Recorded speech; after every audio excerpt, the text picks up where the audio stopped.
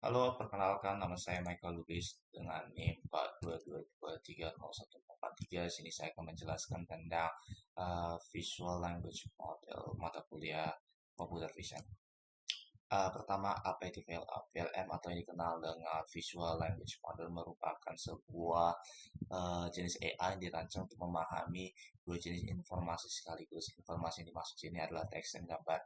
Jauh sebelum VLM ada yang dikenal dengan LLM atau Large Language Model. Ini juga merupakan sebuah AI yang dirancang untuk memahami, memproses, dan menghasilkan teks layaknya manusia. Cara kerja dari AI model VLM. Saya akan menampilkan dan menjelaskan bagaimana cara kerja model VLM pada contoh kasus yang telah saya pelajari.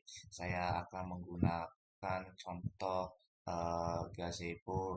Saya akan menggunakan contoh pembuatan robot URDF di dalam gazebo. Jika kita menggunakan konsep model AI LLM, maka model tersebut memang tidak bisa melihat sebuah image, apalagi kalau kita menaruh sebuah image dengan rentetan perintah yang kadang tidak sesuai, nanti kita tidak akan mendapat hasil yang optimal.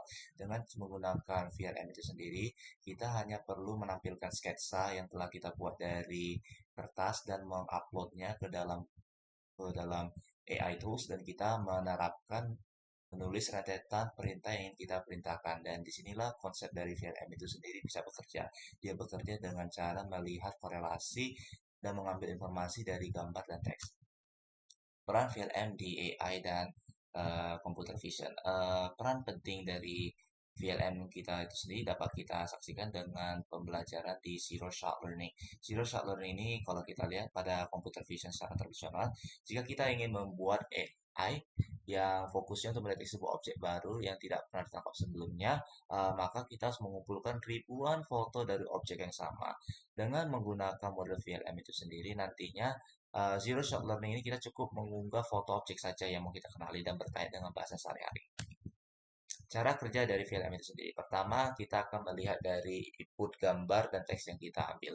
Baru nanti dari input gambar dan input teks yang telah kita punya, nanti akan lanjut ke dalam proses vision encoder dan text encoder. Dalam proses ini, gambar dan teks yang awalnya berupa bentuk mentah akan diubah menjadi bentuk angka. Kita tahu bahwa komputer hanya bisa membaca bentuk angka. Baru nanti dari setelah itu akan masuk ke projection layer. Ini adalah sebuah jembatan untuk menyelaraskan bahasa tersebut. Ya, kedua-duanya sudah menjadi angka, tapi mungkin ada format yang berbeda yang kita akan selaraskan dengan menggunakan projection layer. Baru di multimedia vision. Dari nanti bahasa yang telah kita satukan dan semua format telah ada, nanti kita akan lanjut ke dalam proses token visual dan token text digabung. Ini bisa kita pahami dengan cara, misal saya ada sebuah foto Tupperware, dan foto Tupperware ini saya ada sebuah teks yang menandakan benda apakah ini. Nanti di sini multimedia vision akan menampilkan berapa banyak token yang ada.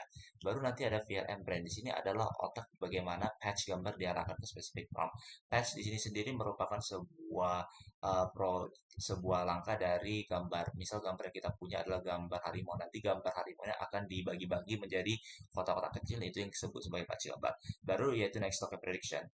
Next token prediction ini sama seperti yang saya jelaskan, nanti hanya saja nanti akan ada beberapa token tambahan atau teks tambahan yang nanti akan masuk ke dalam output text. Output text inilah yang menampilkan apa jawaban dari pertanyaan kita punya. Contoh model, saya ada CLIP, BLIP, FOMS1, dan Flamingo. Bisa dilihat dari penjelasan ini, SLIP itu menghubungkan konsep kata dengan objek visual melalui metode constructive learning. Ini sama erat kaitannya dengan langkah-langkah yang ada pada VLM tadi.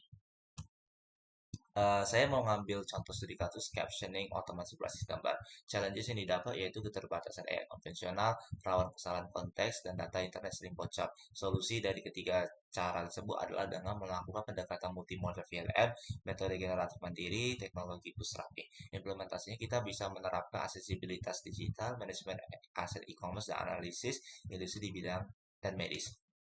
Ringkasan poin penting yang telah saya dapat dari VLM itu sendiri, yaitu inti dari VLM itu sendiri. VLM itu sendiri adalah mengkombinasikan input dari gambar dan teks supaya kita mendapatkan informasi dari situ. Dasar teori dari LLM, karena kita menggunakan konsep teori dari large language model, di sini kita juga akan mempelajari bagaimana VLM itu terjadi dengan konsep penerapan teks-teks saja. Baru arsitek dan cara kerja bisa kita lihat kembali dari cara VLM itu bekerja dalam proses block diagram dan flowchart. Baru ada 4 model fundamental pelopornya dan studi kasus yang dipakai telah kita jelaskan sebelumnya. Pengembangan dan potensi dari visual language model ini nanti dapat dilihat di sini dengan tantangan kedepannya mungkin kita akan mendapatkan begitu banyak kebutuhan terhadap komputasi dan daya raksasa karena nanti semakin banyak miliaran data yang akan kita proses kita butuh yang namanya GPU yang sangat besar dan komputasi list electricity yang sangat besar dan tantangan ke depan mungkin karena ini adalah erat kaitannya dengan hubungan korelasi dengan data users mungkin kita tidak mau mengambil data tanpa ada izin. Apakah teknologi ini menjanjikan? Ya, tentu sekali. Apalagi dalam bidang robotika, VLM akan diterapkan bagi robot. Dengan kita menerapkan VLM, nanti robot yang awalnya kaku dan tidak bisa akan menjadi sebuah robot yang mampu memahami struktur ruang, bisa membaca ruang petunjuk, dan mengeksekusi perintah berbasis secara alami. Sekian presentasi dari saya, mata kuliah Computer Vision, Visual Language Model. Terima kasih.